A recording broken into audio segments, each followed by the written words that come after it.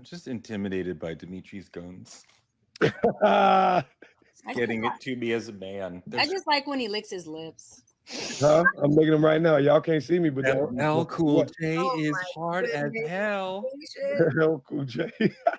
My God. I'm gonna take it. Tell somebody drop that in the comment section. LL. New school LL. Young LL. Lowercase. Uppercase, lowercase. Not a YN, a YLL. He's a YN. And Sarah, Yeah. you're a YD. They are not. They're not Y anything. Wait, what's the D stand for? Sarah, use your right side of your brain. YN, YB. Use it. She's practically an auntie. I am an auntie. I got 12 nieces and nephews, okay? Oh, damn. We were talking sociologically, not your literal family status. Well, I'm talking about both, baby. My parents are old. How many nieces and nephews do you have? Like 47? Me? Yeah. I have 12. All right, you never told everyone your age. You had everybody in the chat, all of our Truth Avengers guessing. They said you were 70, 85. Who's right? They was close. I am so disgusted by this entire conversation, Charlie. The whole thing, every bit of that sentence was gross. How old are you, Torre? Who won? I want to know who won. To know. Here's the thing.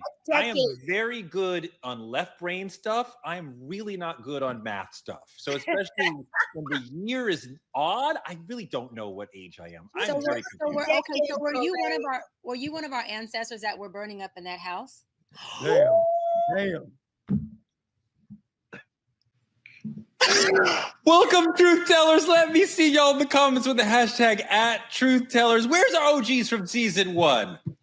Oh, I see y'all coming in. Come on, y'all. Last week, we had an amazing start on our new platform, the Black Star Network. We come on right after Roland Martin Unfiltered, and we are honored to welcome all the Bring the Funk fan club to our show, Truth Talks. Tonight, we're talking dating by the numbers. Let's get into it.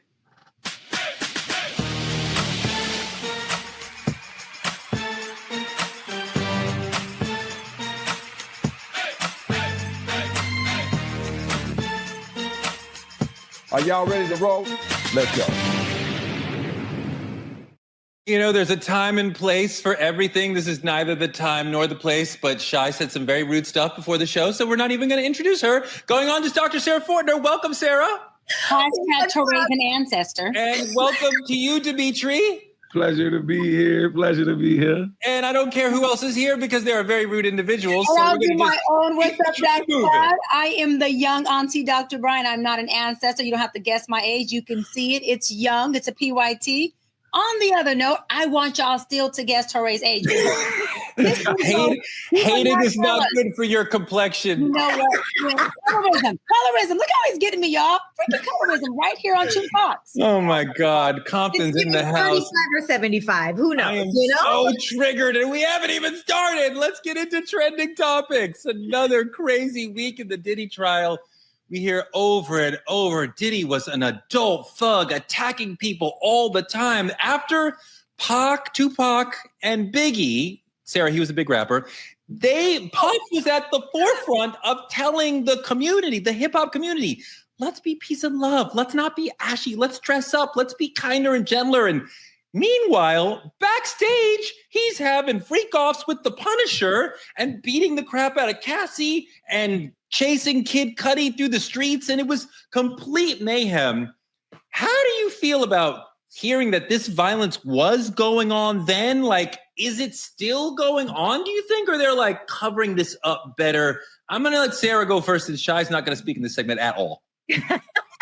You know, I gotta say, honestly, this is nothing new. It's nothing new under the sun. I think that this is just something that's now being shown. I think there are a lot of really wealthy people that get away with so many different things because they're wealthy. You can pay people for their silence. You can pay people for their bodies. You can pay people for just about anything, especially in this day and age. And so, no, I don't think that it's any more crazy. I think it's just in a lot of our faces.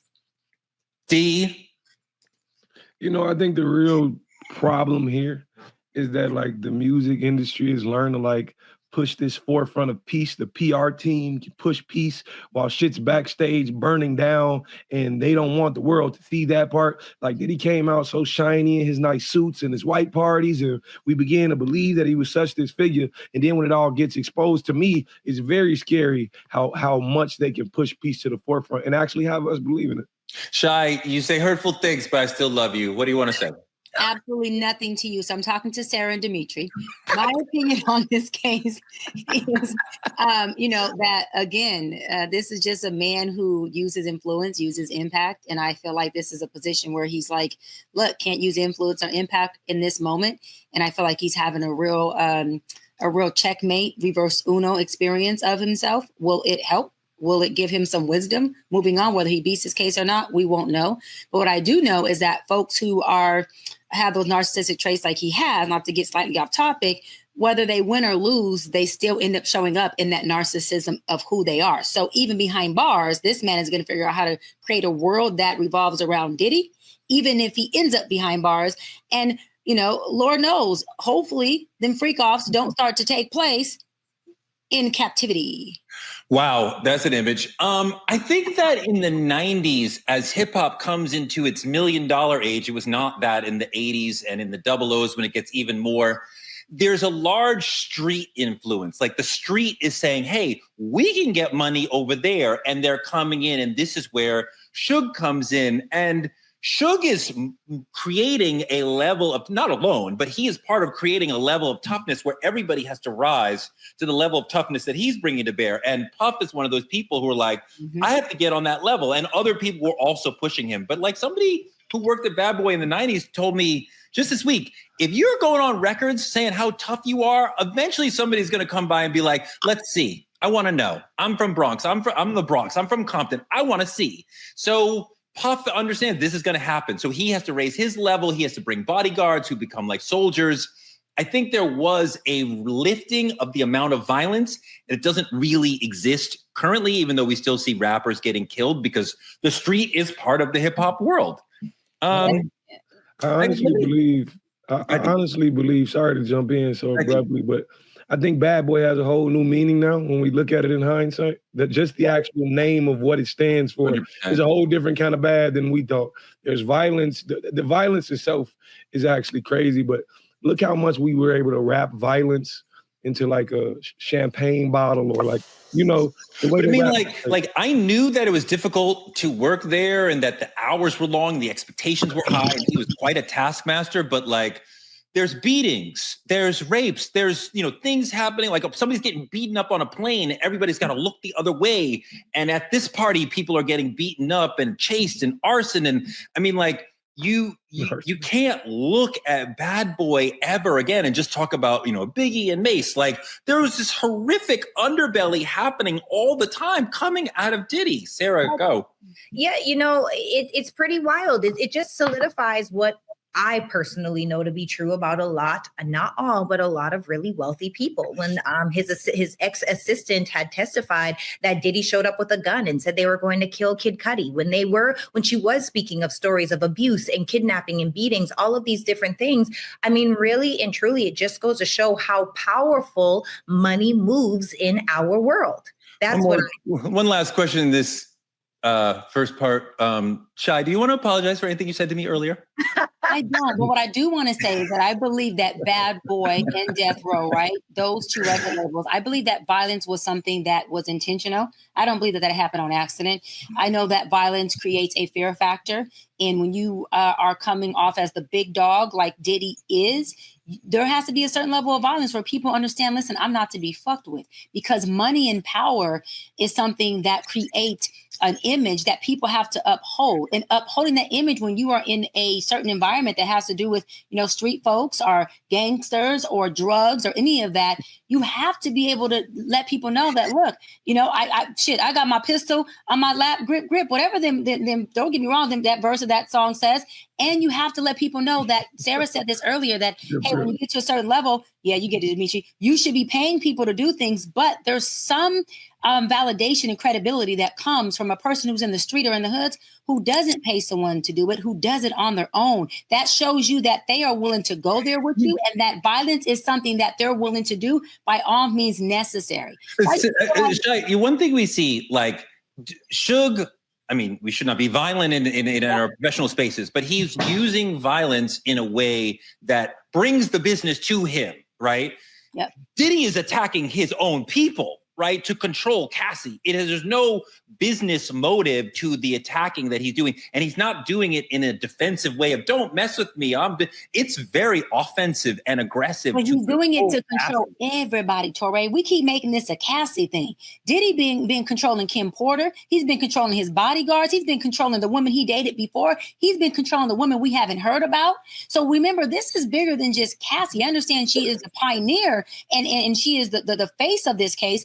But Diddy has been running shit and controlling shit from the beginning, from the Biggie and Tupac days when Cassie wasn't even thought of. This dude's been doing this thing from day one. And back in the day, we didn't have social media like this. So you could pull up on somebody with a pistol and pistol whip them. You could pull up and shoot somebody and not get caught.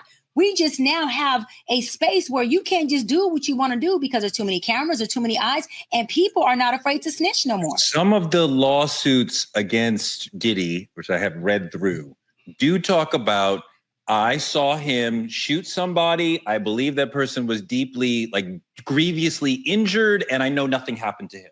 Yep. So, and this is like late, like when he's dating Cassie, not like the Biggie Mace era. So, I mean, like, he felt like he could kill people and get away with it, and make sure everybody around him knew that he felt like that. That's the fear factor that he wanted just to put this little tidbit in there, just a little bit. It's a fact that Diddy did win a Grammy right after Biggie died. And I don't know if you guys are familiar, but the song was "I'll Be Missing You." You know, that's like one of the most famous songs of all time, right? You know, one of the most famous songs of all time. But isn't it kind of ironic that you made a song about death and then it's hypothetically speaking that you may have had something to do with this. I think whoa. Hypothetical now. No. I'm not sure that anybody could suggest that he had anything to do with Biggie's death, other deaths, but not. It could be a conspiracy. You look it up on YouTube. It might be a conspiracy. Look it up on YouTube. Travel the rabbit hole.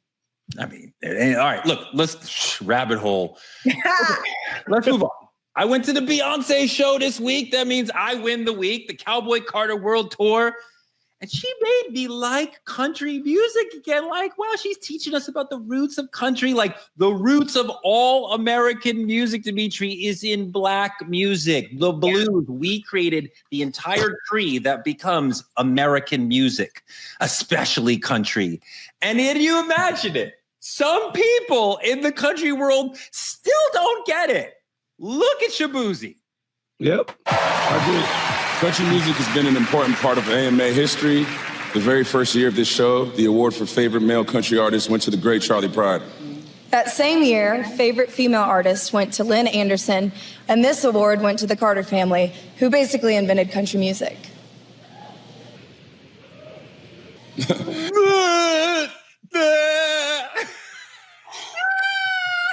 Wait a minute. I don't even name that little white girl. I don't know her name. I don't care to know it. Can we please see SHABOOZEY again with the amazing eye flip, please? Family, who basically invented country music. He like looks out, looks back. It sort of hits him in the cerebellum, and he's like the eyebrow, like, what is this bitch talking about? No, they did not create it. And you know what I just saw?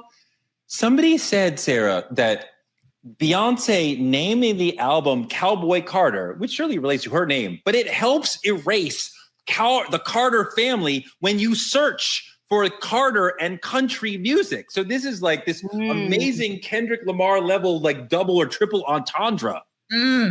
I love that for her. And you know what? I love that. It's like, I love to stick it to the man. I love anybody that feels like they can hold us down. They can't. I love to stick it to the man, whatever race that may be. And so what I think is that we as Black people, you already said it, Torre, we tell stories through our music. It came back in slave times. There wasn't even a banjo in America until it came from African slaves when we were brought across the ocean, right? And so realistically speaking, we had those songs. We had slave songs like Wade in the Water. We made up our own Black national anthem, right? So when you start thinking about where all music comes from, the audacity, because now it's been whitewashed and you may not remember where it actually came from, but for you to have the level of entitlement, for you to say, oh yeah, because you guys created that, we did. Yeah. And I want to... Shy, part of what we're seeing here is, again, the whitewashing of Black history. What do we do in a situation where our history is being whitewashed? Well, we educate. Because like Sarah said, it came from, where she stated African continents. But let me say this, the very first song that was ever found, didn't get a record album, didn't get a record deal, wasn't commercial, was found. It's called Thomas Old Gray Mew. Who was that by?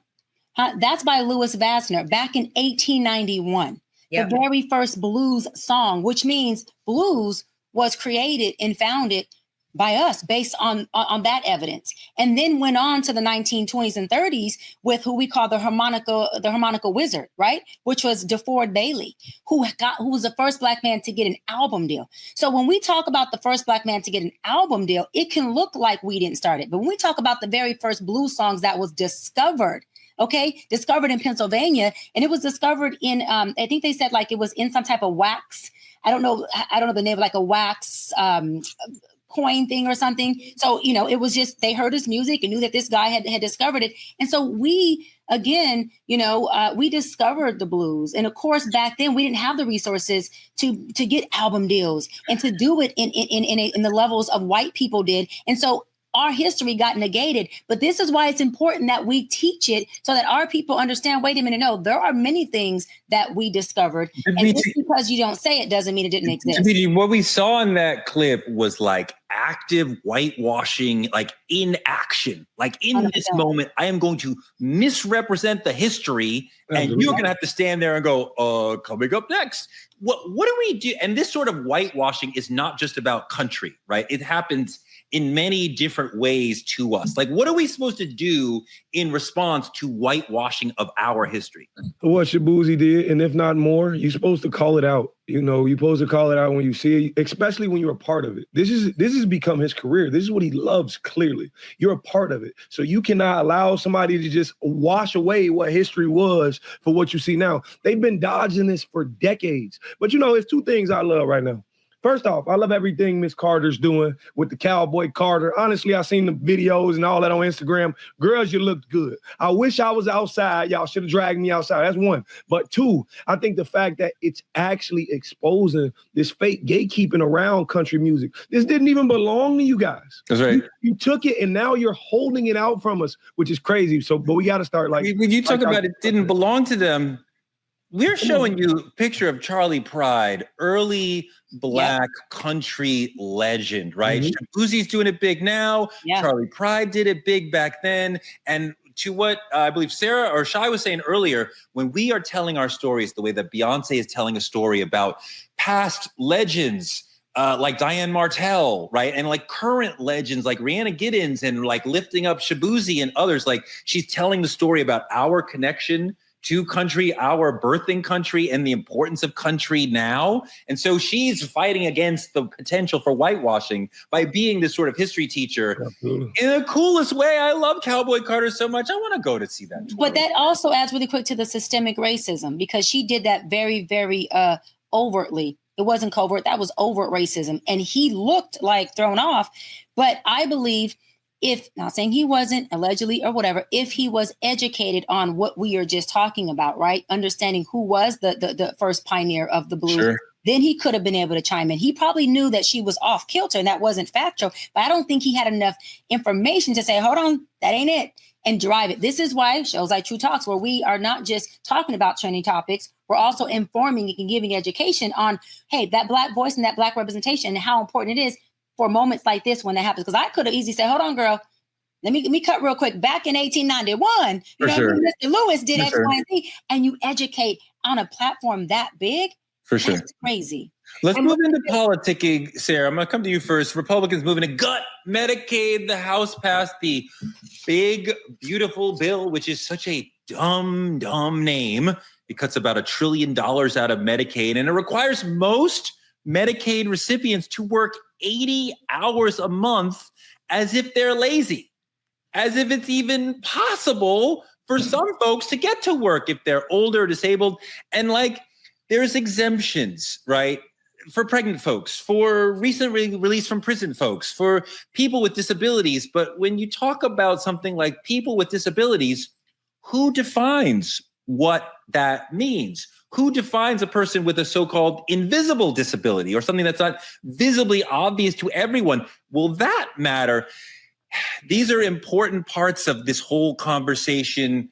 And the way that we get healthcare, the ability to even access healthcare, is the difference often between life and death. My friend Charles Blow was on Abby Phillip, and he talked about an incredible story with his mother that shows the importance of healthcare and where the hospitals are located to being able to save people's lives. Let's see Charles Blow. Republicans are not saying is the devastation it is going to cause to communities.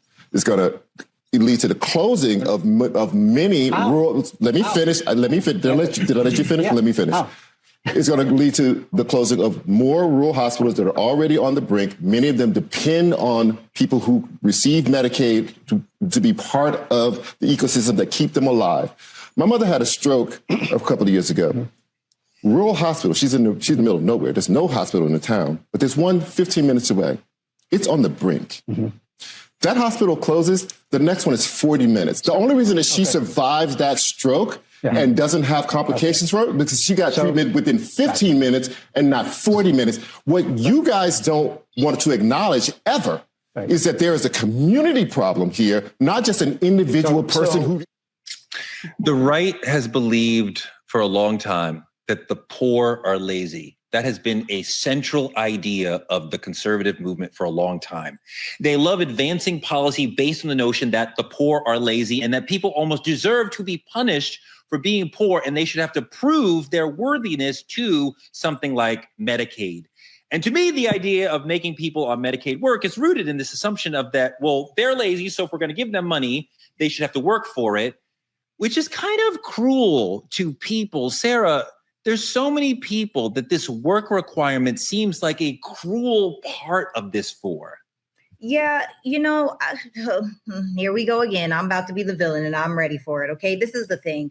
The part about this and why I really want to hone is because they're talking about 80 hours per month, which is 20 hours per week, which is part-time work. And the thing about this bill is it's saying that there are exemptions. You mentioned some of them, Touré. It is for disability. It is for pregnant women. It is for primary caregivers of dependents, usually in past legislature, right? It is for the medically frail. It is for those undergoing treatment for substance disorders. It is for serious health conditions. And so, yes, it can be hard to really differentiate who is this for. But more than anything, I think if you are willing and able to work, then you should work. Now, I'm not talking about seniors. I really do believe that for the seniors, y'all get to get in where you fit in. I do not. I've heard terrible stories about how older people are eating dog food, how they're coming back now. They're working at Walmart because they cannot afford their lives. I am not talking about that. But if you are a willing, young, and strong body, I do not see the issue with working 20 hours a week.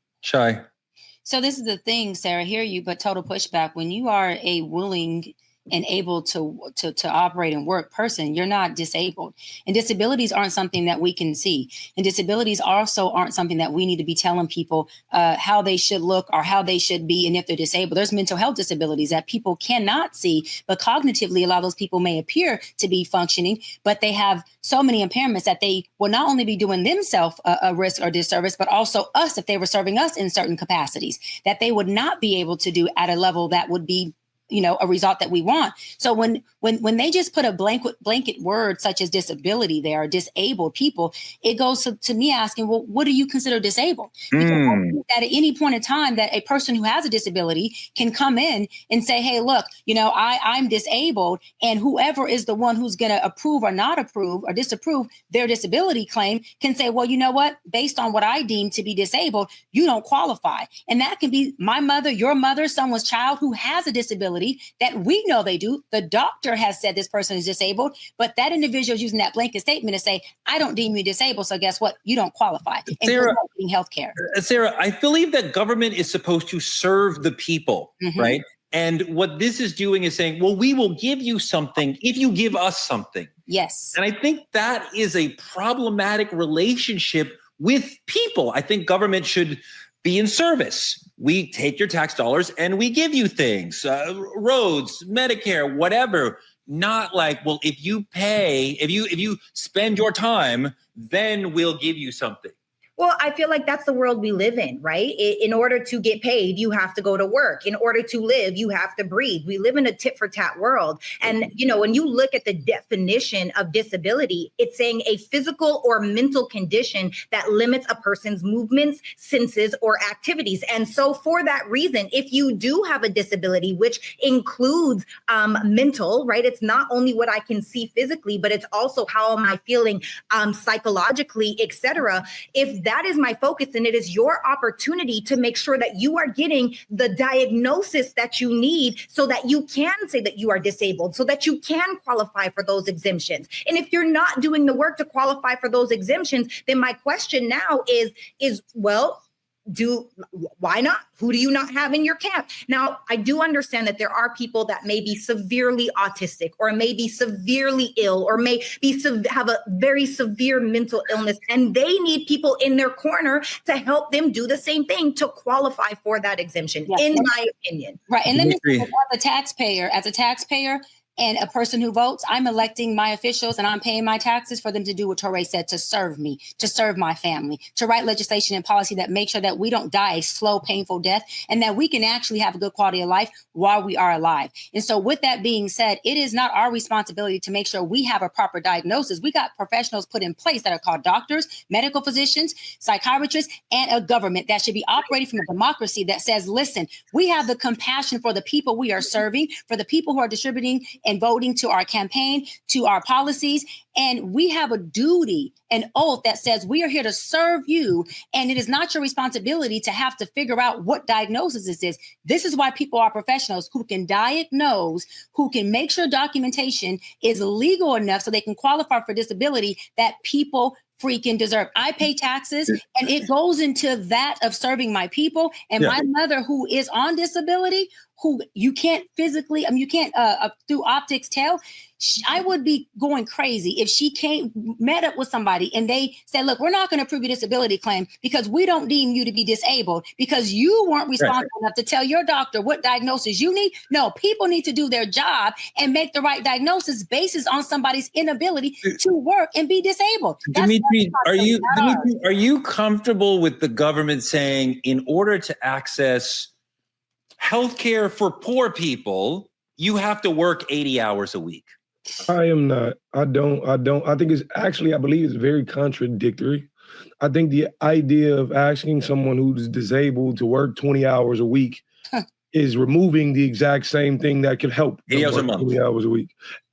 Exactly. 20 hours a week, 80 a month, right? Yeah. So it's the exact same idea. Removing the exact thing that could help this for those who actually are able to do it. And the thing about it is, just because you remove it does not mean they will automatically become employable. It's not going to solve the problem by taking away. It doesn't make sense. To me personally, I completely disagree with it. Chai. And I agree with you, Dimitri. Not only does it not make it easier, it makes it worse. Because again, if I am coming to any service place, I don't even care if it's a restaurant, I don't care if it's a doctor's office, and we have someone who is really disabled and impaired serving me, a person who's not impaired, they are doing me a disservice. They are not going to be able to provide a service that gets me to where I'm trying to go. And then what if I don't know they're disabled and I'm up there trying to push back to say, look, you're not getting good giving me good customer service. You're not providing the care that I need. Not knowing this person is disabled, it ends up being a lose-lose situation for everybody involved. And then how do you tell somebody, I need you to work 20 hours when we don't know what those 20 hours, what impairment those 20 hours could cause in addition to the impairment disability they already have? It's completely incompassionate. It's completely inhumane. And I just feel like the government needs to hold themselves accountable for the shit that they signed up to do. It's a public service position. Serve the damn public. The lack of compassion point, Sarah, that Shai's talking about is right on. And I feel like this has been what the right has been about for so long, because they've been complaining about welfare and demonizing Black welfare users from at least since the 80s. And this whole narrative of they are poor, they are stealing from us, we don't trust them. We have to make them take drug tests or walk both ways up a hill or, work a certain number of hours. All these ways of demonizing the poor based on a sense of lack of trust of the poor. There's the base thrust of this feels very disgusting to me, and another sort of demonization of the poor. And of course, the image of that in the public, in the voter's mind, is a Black person. Right. Well, I believe, and let me know if I'm wrong, but I do believe that the majority of those that have Medicaid are white people, not Black and brown, first and foremost. And then also imagine if we were to take responsibility for our own bodies. Yes, is it great if the government does serve us? Yes, it does. But imagine if we were to be preventative instead of reactive. Imagine if we were to, like both me and Dr. B have said, you go get the diagnosis for your issue so that you do still get to have Medicaid. But that being said, one of the things that I do want to touch on, because we went through a lot in 2023. There was a lot of medical bills that came up in my family, even from Canada, doing some stuff here in America. And what I know is that medical bills can literally bankrupt people's lives. It's the number one reason why people go bankrupt, medical debt. Yeah, I believe that. And you have to pay it back, and they're not waving that away. And so, it's challenging, because one part of me is like, well, what does Medicaid even really cover? It really doesn't. You still will have medical bills up the wazoo, even if you have Medicaid. And if you were to take it away. No.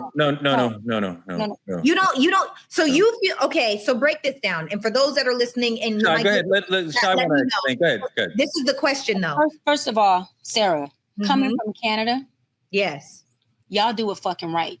Because healthcare should be a human right. Healthcare should be a human right. Say it again. First of all, healthcare should be a human right. We are asking people in a service position to give us a human right. Let me go further. People are healthy. The crime rate is lower. But we fight public safety. But we can't get public safety when the crime rate is high. Because if I can't get my mom to a hospital because she's going to die, I'm a mad bitch. And if I'm a mad bitch, it's going to be chaos when I leave my house. Amen. If Dimitri can't get his son any treatment he needs because his baby boy is sick, you think that's not going to be an angry Black man? That's the problem. So when you deprive us of resources, period. Yes, when you deprive us of resources, you're fucking right. You create a fucking wilderness. You damn right. You create a jungle. So why do they do this? Because they want it to be warfare in our communities. They want it to be a jungle in our communities. That is why it is bullshit. Because you cannot tell us you want us to be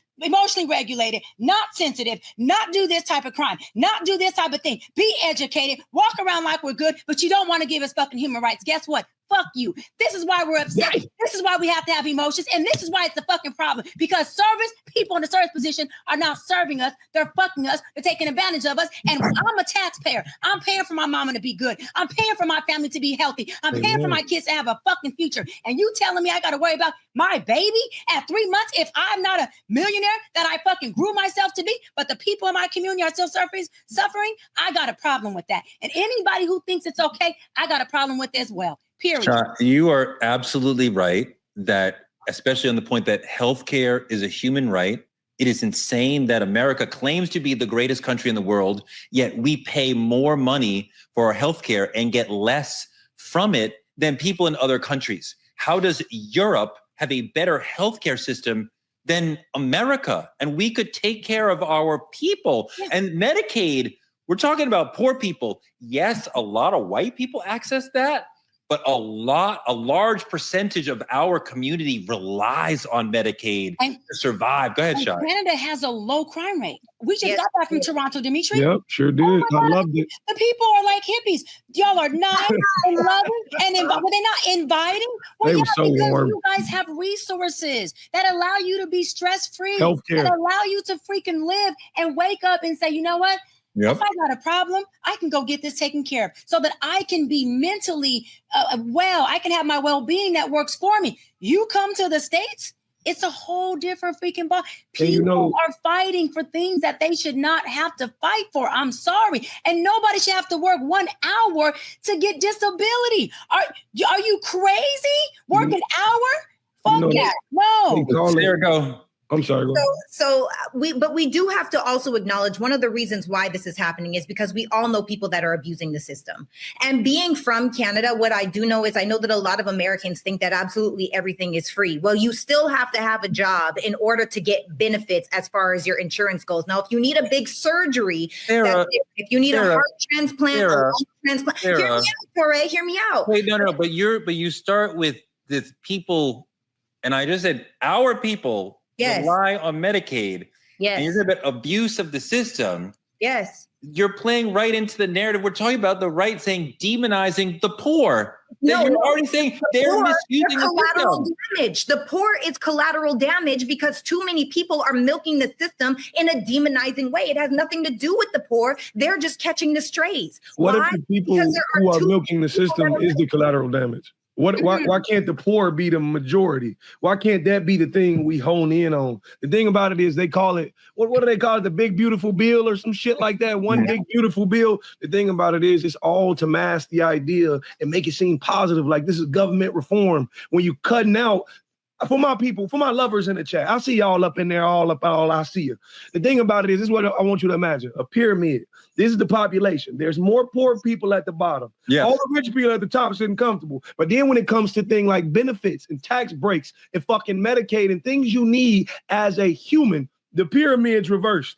They're so comfortable up here while we're fucking down here fighting for our lives. And I get it. Not everybody can go to work for 20 hours. But the problem is this country is going to tell you if your legs don't work, we're going to put you at a computer, you can type it. They're going to say, if your fingers don't work, we're going to put you on a goddamn foot race. They're killing. Guys, they don't understand poverty. Conversation has been so passionate. I'm so excited. I'm so happy we all jumped on Sarah. And also, the next topic is so right in the middle of the strike zone for all three of you guys. When Jody wrote this, she was like, this is for y'all. And when she texted it to us, y'all was like cheering in the chat, the little emojis that are like, yay, like all those emojis, and people were like, like you guys are so excited. The main topic, we're going to help singles. I think that's all three of you guys, not me. Y'all gonna find love today. All you got to do, if you want to find love, is find the right formula, right? I mean, like, I think everybody knows about like the 3-date rule, which I think is just good common sense. Roll that clip. 3-3 rule in dating. 3 dates, 3 weeks, and 3 months. At each one of those time points, you need to stop and you need to assess, is this person really somebody I want in my life? And if they are, keep dating. And if they're not, let them go. Send the text, do the call, do the adult thing, and move on. Right. Good advice, right? Take your time before you assess as you're dating the person. Think through, okay. But then there's also like the 37% rule, which means you should reject the first 37% of potential partners. And then the next one will probably work out. Or the 7-7-7 rule. Every 7 days you go on a date. Every 7 weeks you plan a weekend escape. Every 7 months you take a longer vacation. Every 7 years you marry a new person. And then it all just like works out somehow, some way. Shai, is there any numerical formula that like actually works? Listen, I've called off 2 weddings and a couple engagements. There is no one formula for any person. What I teach my clients is get yourself to a place of being happy. Take self-inventory of what you need and what you want. Give someone the experience of you that you want them to have. throw away this list of shit you have. Have your non-negotiables if you're going to have them. Like if one is, the person can't have kids, that's cool. Cool. 1 or 2, right? It's non-negotiable. That's not a list. And instead of the list, actually experience the person for who they really are. So who you're going to be married to and who you're going to be in a relationship with after the mask comes off, after the sheep over the wolf clothing is going to be the fangs of the wolf or the sheep if it's really a sheep. So instead of telling people how to be in relationship with you, let them show you how they relationship. And then our job is to say, well, I choose this person or I don't. But instead, we have this long list. And when the person doesn't fit that list, or when they take their list and they're doing it the whole time, and all of a sudden their real self comes out, you're like, you're not a good person. No, they're not who you wanted them to be. I want to drill down on one thing you said that really jumped out at me. You said how they relationship. And we may meet somebody and like they are very exciting on a 1, 2, 3 date, but how are they going to be when you get in the long flow of relationship, fight, make up, all the things, bring in your friends, their friends, family, like that, how you relationship. Talk about that a little, Shy. Yeah, and that's the thing, is how you relationship. I love what you said, Torre, right? Because we don't have to teach people how to be happy and how to have date night. You know that you've been married for years. It's more about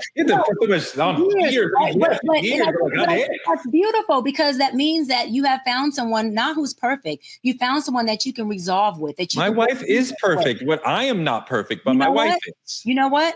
She is not only perfect, but beautiful, because we've seen her. You're right. She is perfect. Just like your curls. You ain't. Now, that's what I was saying. But you want to make sure you have somebody which you found that you can resolve with. And let me go further. Someone that if you can't resolve, guess what? You can still commit. You can still have a good day, because you're not going to always get to a resolution, and you're not going to always like this person. You got to stay until the commitment comes back. You got to stay until you like them again. And you got to stay until the lovemaking comes back, because commitment is doing what you said you would do regardless of how you feel. Commitment's not a feeling. It's not a feeling. Sarah, she's absolutely right that you don't always like your partner, but you still love them. Even in those moments you don't like them, and you can push through and get back to marrying the like and the love. But I want to hear from you. Any numbers in the dating world, any statistics that are actually like meaningful to you? Yeah, you know what, Torre? I'm so glad you asked. The one number that I live by, and my mama taught me this when I was a teenager. Oh, but what's mom's name? Pamela. Okay, Pam, come on with it. We'll call her Auntie Pam. All right, Mommy. All right, Auntie Pam, let's go. My mama always said, don't be a hoe 6 months at a time.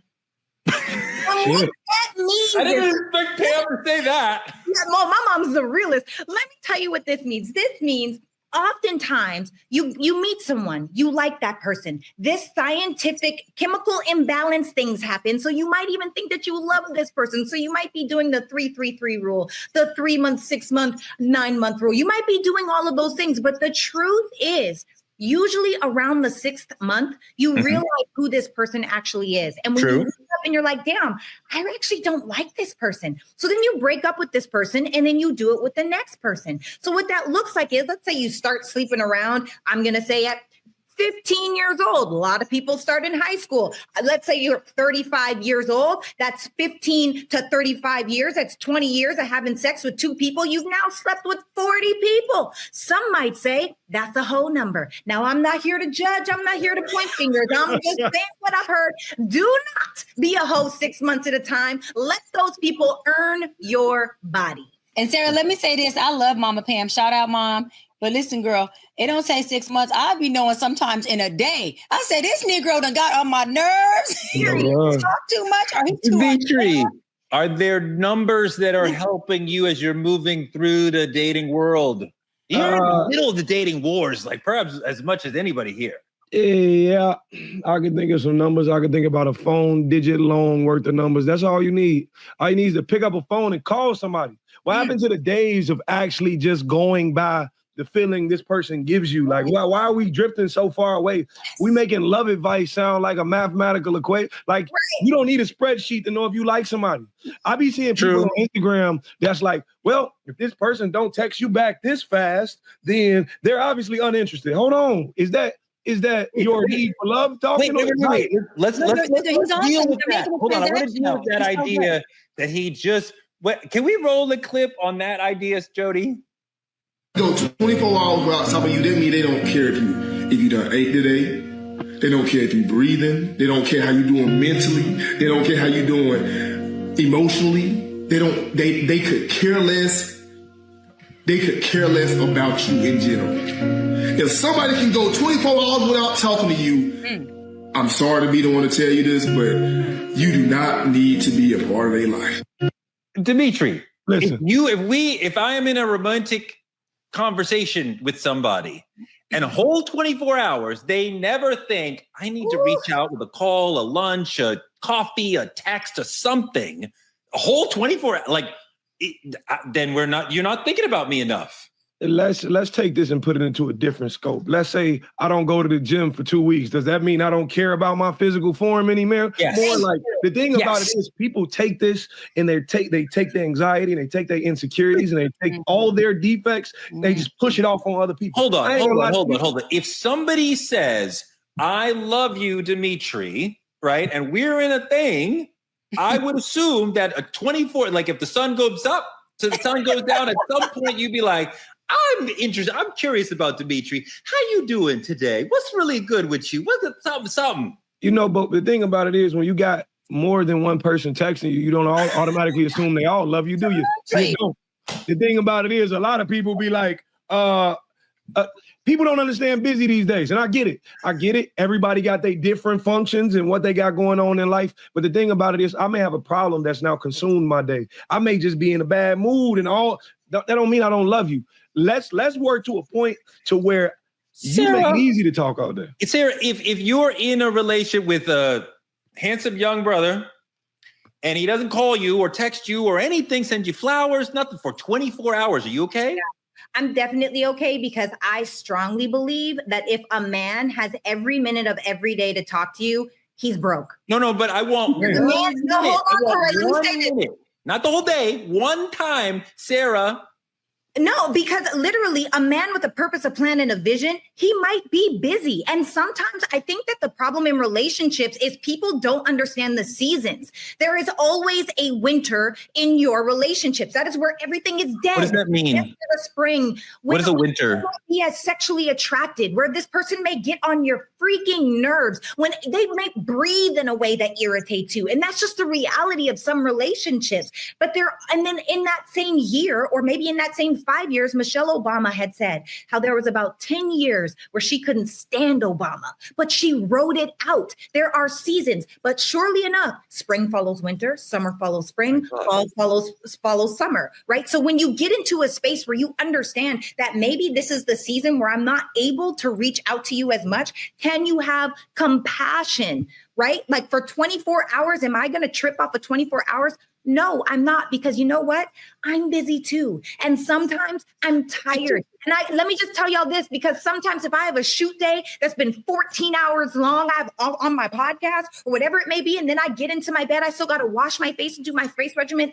I don't even want to muster 1 ounce of energy to now pick up the phone and be sexy and be cute or be whatever. I want to be able to be my most basic self, which is like, hey, baby, I'm tired. I'm going to sleep. Or I don't want to talk at all. I don't want anyone around me.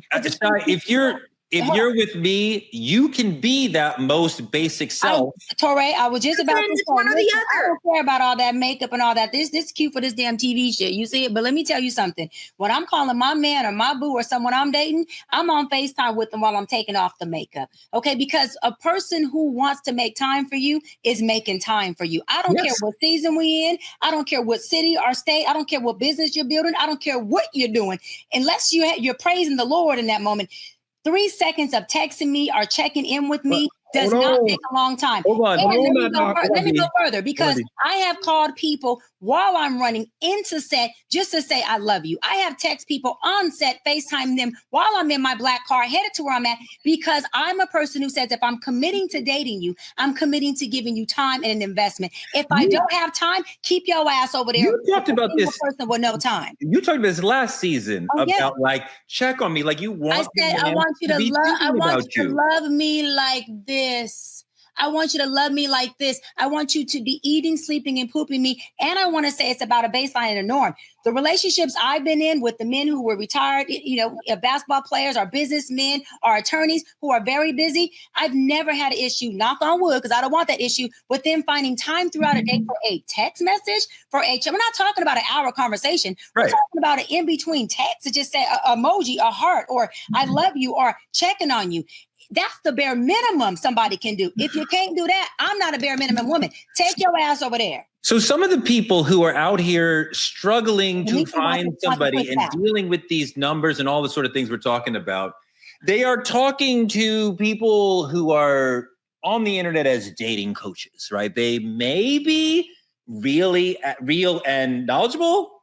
They may be false prophets leading people who are needing help.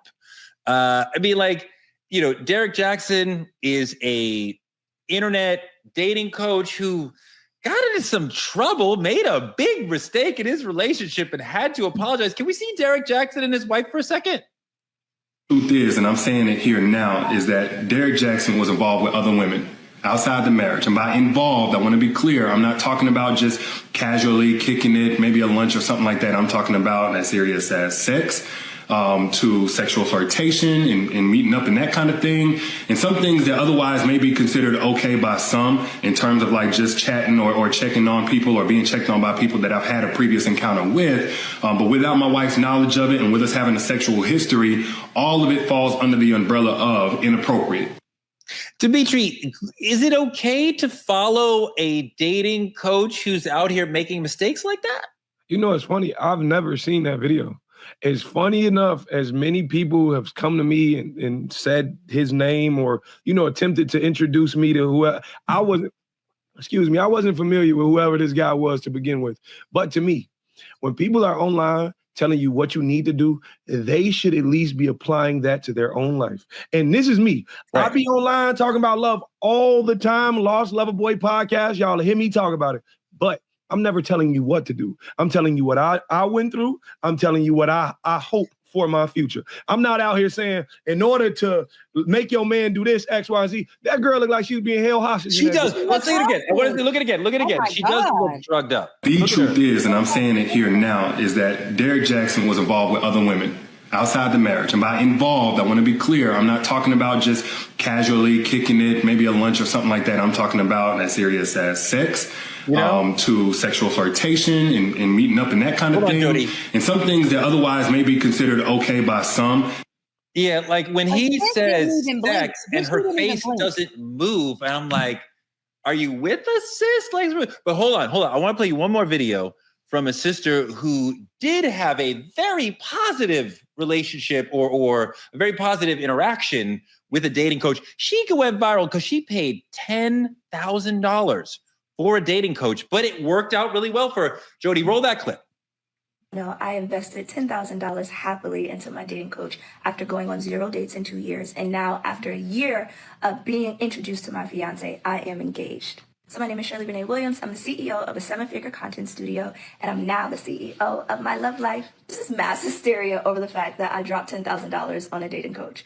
But that's literally a drop in the bucket when it comes to money invested in Shirley Renee Williams.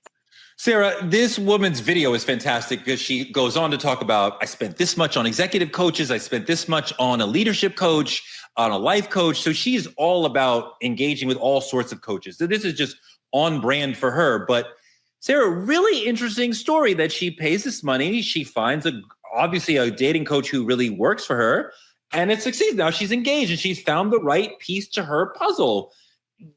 Can we trust some of these dating coaches? Yeah, I always say with dating coaches, take what leads for you, what leads what doesn't. Because the truth is, whether that person is practicing what they preach or not, is it helpful to you? Is it useful to be slow to speak and quick to listen? Is it useful for you to keep your tone down when you're a woman trying to have a conversation because yelling at a man is not effective? Is there a lot of these different things that people are saying? So for me, because I do speak a lot on relationships, but I don't actually speak on relationships. I speak on I don't even speak on two people. I speak on one person. When you you are self-aware, when you have self-love and you have self-accountability, you attract better people. Does that mean that we're always going to be perfect at it? No. Does that mean that we're always going to be the best version of ourselves? No, but you have to do your best to strive that way. So when I think about these dating coaches and investing in it, yes, because the truth is, if you don't know, how do you do better? These coaches are out here teaching you to observe yourself in a different way. And I think that even Kevin Samuels, to be completely honest, and I know I'm going to get beat up for saying this, Kevin Samuels had the most trash way of saying a lot of the things that he said. But when you're dealing with a high value, high earning masculine man, a lot of what he said had validity to it. Now, did he have to be this disrespectful or rude? Did he have to be this polarizing? No. Sarah, a lot of what he said was valid. Kevin said a lot of shit that was true. I'm going to back that up. I don't know. I feel like Kevin Samuels said a lot of very hateful things toward Black women in the guise of, I'm trying to help you. I'm wearing a suit. I'm very classy. But like, it was just a lot of Black female denigration and hatred.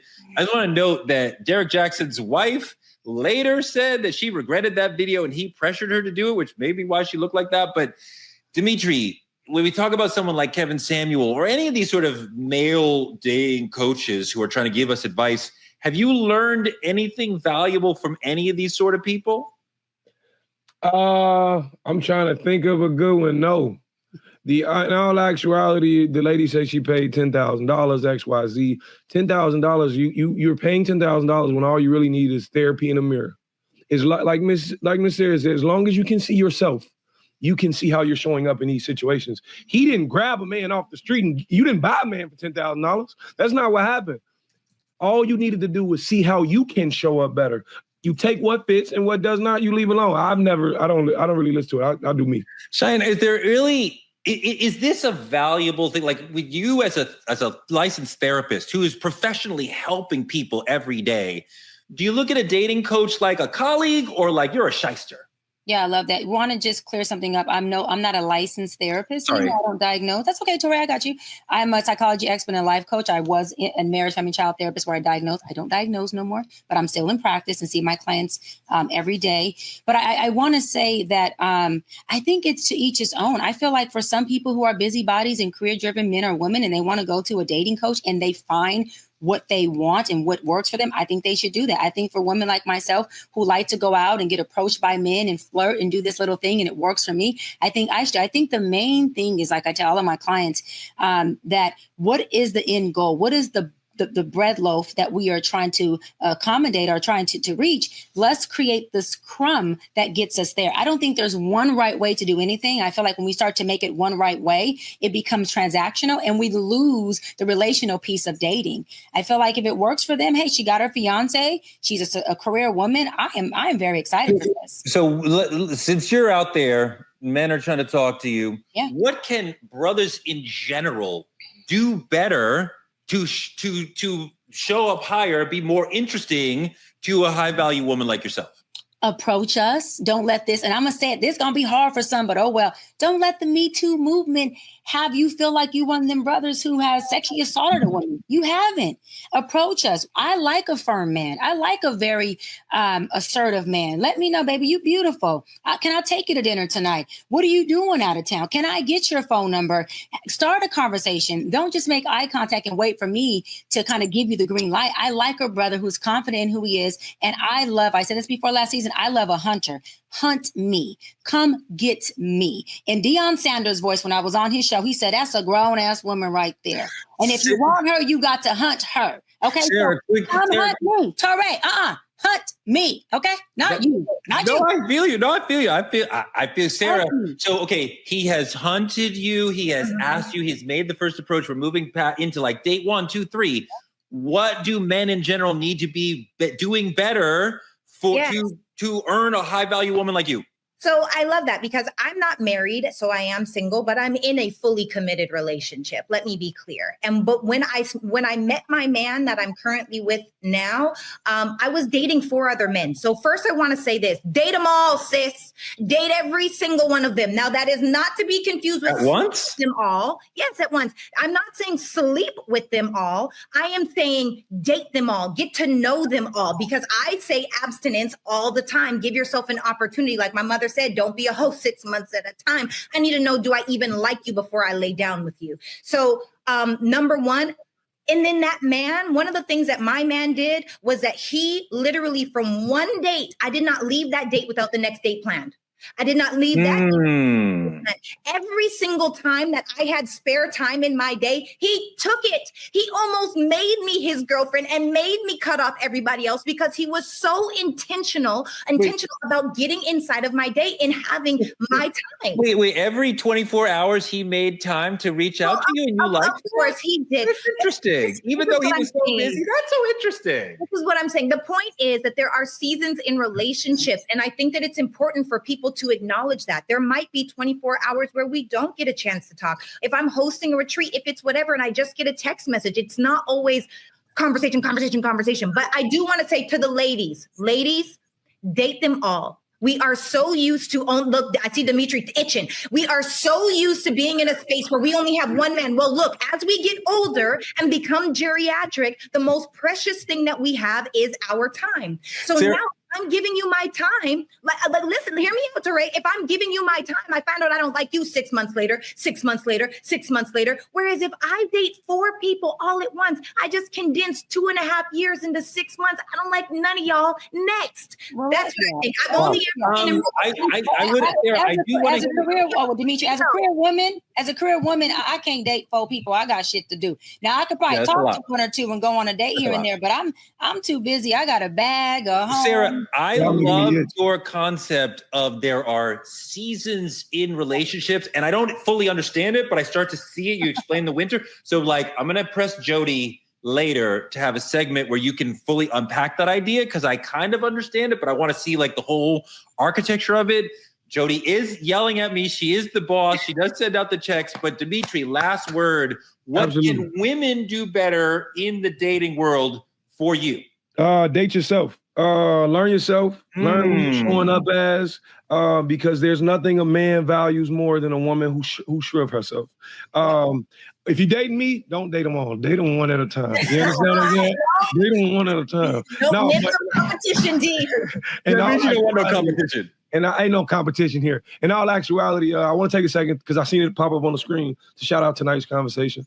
Me and Dr. Bryant are part of tonight's conversation. I want y'all to understand what it is, because there's this mass misconception around it. These are not people who are telling you what to do. These are a panel of people who are giving you different perspectives that may help in your love life. And if you choose to, take that. But I just wanted to make sure I clear that up, make sure Ace understands, make sure Ace is understood in what he's doing. But the thing about it is, for me, sis, they don't one at a time. No. 4 at a time is serious work, Sarah. That's a lot of work. Just a matter of just keeping 4 people's interests and personalities. Imagine 4 good mornings. Like me, I'm like Dr. B.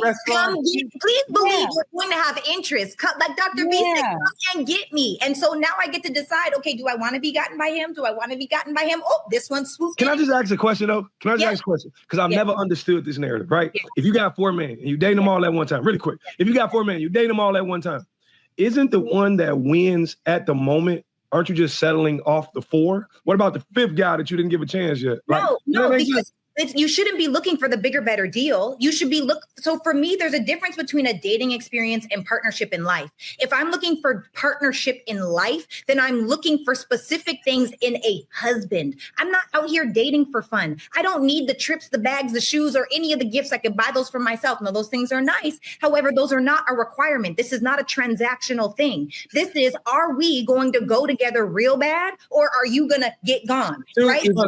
If you're one of the 4 or 5 guys that Sarah's dating, I want to give you a little teeny bit of advice. The chat is going nuts over you saying you're dating 4 guys at the same time. Whoa. 4. What's the difference? abstinence. When you go out with a woman like Sarah, with a woman like Cheyenne, ask them questions about their life. Yes. It sounds so simple and stupid, but I see tons of women on TikTok and Instagram saying, I go out on dates with men. They don't ask me any questions. Just ask her a question about her life. How many brothers and sisters do you have? And then listen. And she's like, oh my God, Sarah, are the men not asking enough? Because I hear a lot of women complaining about this. Are they not asking enough questions? No, they definitely are asking questions. But more than them asking questions, us as women, we have the opportunity. We are really vetting them, right? Because ultimately women decide who we have sex with, men decide who they marry. So we've got to figure out, do we even want to be in alignment with this is someone that they would actually want to marry? So the questions that I would ask for ladies, and don't be afraid to ask this, man, are you dating with the intention of marriage? Because the truth is a marriage-minded person isn't going to be offended. A marriage-minded person isn't going to be like, whoa, you're taking things too fast. But Sarah, it doesn't matter when, right? Dimitri, if you ask that question on date 1, you're running. On date 3 or 4, right? It could be a reasonable time. You know, Touré, I'm be honest with you. It's all about how much she liked that man. It's all about her interest in that man. I was on a date last night. I was on a date last night. Believe it or not, last night. I was, hey, do you want kids? What do you see for your future? X, Y, Z, blah, blah, blah. The fact that she can see those things with me allows her to entertain the conversation. If she can't see it in that man, she won't.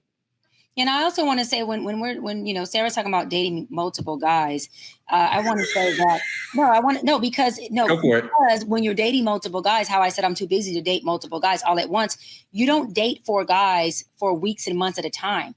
That means that you may meet 2 or 3 guys, and usually that 1 or 2 guys, they fall off within a week or 2. You're not keeping you should not be keeping men around for long term that you have no interest in if you're looking for marriage. And I want to tell the fellas listen, fellas, if she's dating you for months, you ain't the one. Meaning if you're pressing her for a relationship and she's still saying she wants to date, they always give women advice about doing this and saying if a man's taking too long, then he moving wrong. Well, if a woman is dating you for months, my love, she don't want you. So I'm just telling you, you got to learn to pivot too as fellas. And I seen Demetria's face when Sarah was saying, women choose who they want to sleep with, the men choose who they want to marry. True. I always teach my brother and my nephews that women don't choose who they want to sleep with, baby. You're a man and your penis and your sex has value as well. You are choosing equally who you want to sleep with. You don't just sleep with her because she chose you. And when it comes to marriage, men are not just choosing who they want to marry, because I called off 2 weddings. If that's the case, I'm hold on. I want to marry you back. No, you're absolutely right in talking about the agency on both sides. But a lot of people talk about the taxi cab theory, which is that women of a certain age are constantly sort of looking for who's the right person, right? And they're evaluating who is the right person to align with. Men are moving through the dating era, according to this theory, that they're looking for hookups, they're looking for short term, and then something happens in their life where they are ready for marriage and they become the taxi cab whose light is open, and whoever they meet at that moment in their life will become their wife. That is a fact. Most men do not marry who they loved the most in their life. They usually fumbled that girl. They marry the woman that's there when they're ready. Y'all will not be generalizing us like this. You will not do it. I will not tolerate this. Jody, okay, that's you. You're the unicorn. I'm not doing it. Okay? And the reason why, Sarah? The reason why is because most men, especially in 2025, are more and more fearful of marriage, right? Or they are very much invested in marriage and they're ready to put away the things of the past. They're ready to let go of sowing their oats. They're ready to really sit down and commit to one person. So let's say that we're speaking about the person that is ready to commit because now they're ready to have a wife, right? The truth is, the next time they meet someone that's good enough is the person that they will absolutely marry. Dimitri, one thing within that.